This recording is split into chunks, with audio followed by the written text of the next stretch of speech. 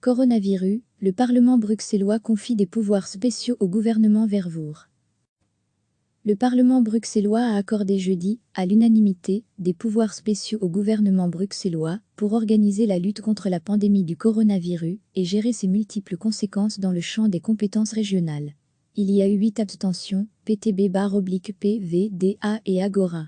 La séance plénière a été organisée sous des consignes de distanciation sociale strictes et respectées par tous.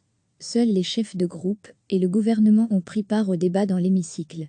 Les autres députés avaient accès à 3 salles de commission où ils avaient la possibilité de voter par écrit.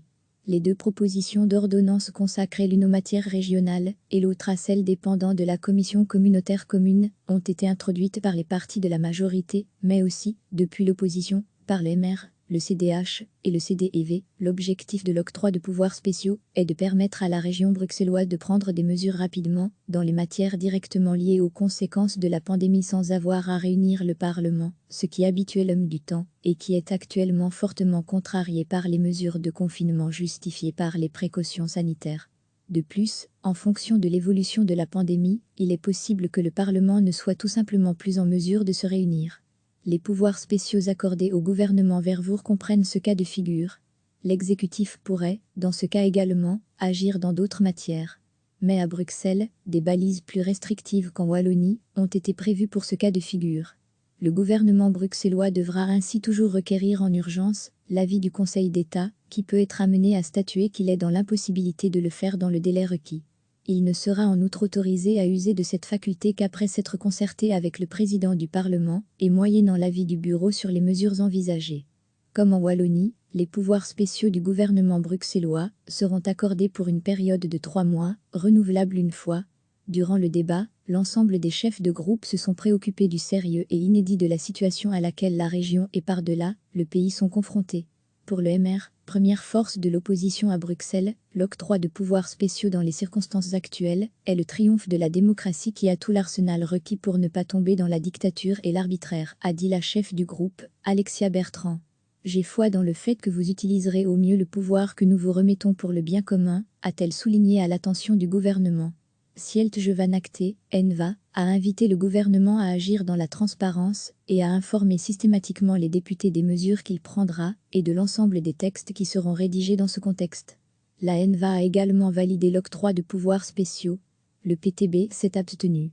Il juge que le cadre bruxellois est plus restrictif à l'égard du gouvernement, mais à ses yeux, cela ne va pas assez loin. Selon François de Smed, avec les moyens technologiques actuels, il y a moyen de permettre au Parlement de continuer à travailler et de rester à l'affût notamment par rapport aux modalités d'octroi des 110 millions d'euros destinés à soutenir le secteur économique. Belga recevait chaque matin l'essentiel de l'actualité.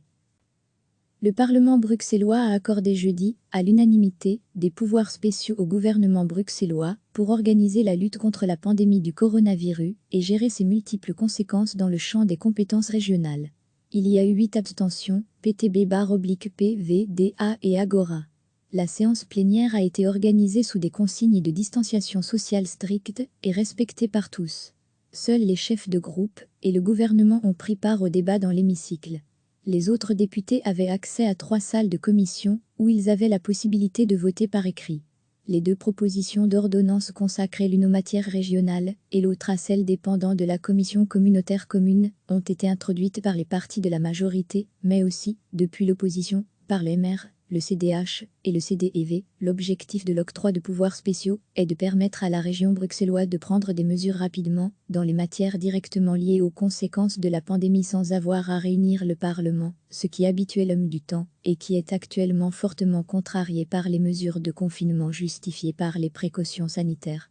De plus, en fonction de l'évolution de la pandémie, il est possible que le Parlement ne soit tout simplement plus en mesure de se réunir.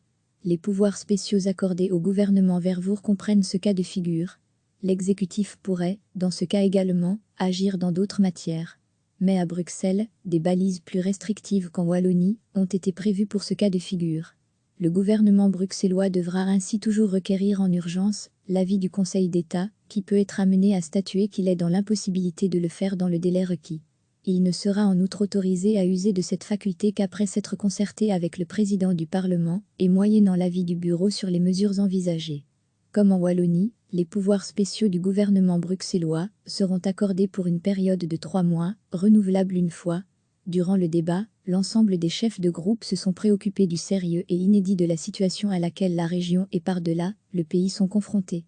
Pour le MR, première force de l'opposition à Bruxelles, l'octroi de pouvoirs spéciaux dans les circonstances actuelles est le triomphe de la démocratie qui a tout l'arsenal requis pour ne pas tomber dans la dictature et l'arbitraire, a dit la chef du groupe, Alexia Bertrand. J'ai foi dans le fait que vous utiliserez au mieux le pouvoir que nous vous remettons pour le bien commun, a-t-elle souligné à l'attention du gouvernement. Sielt Jevanacté, ENVA, a invité le gouvernement à agir dans la transparence et à informer systématiquement les députés des mesures qu'il prendra et de l'ensemble des textes qui seront rédigés dans ce contexte. La ENVA a également validé l'octroi de pouvoirs spéciaux. Le PTB s'est abstenu. Il juge que le cadre bruxellois est plus restrictif à l'égard du gouvernement, mais à ses yeux, cela ne va pas assez loin.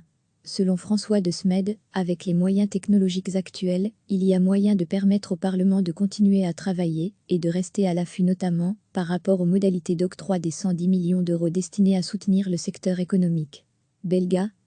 Cliquez sur s'abonner pour recevoir les dernières nouvelles.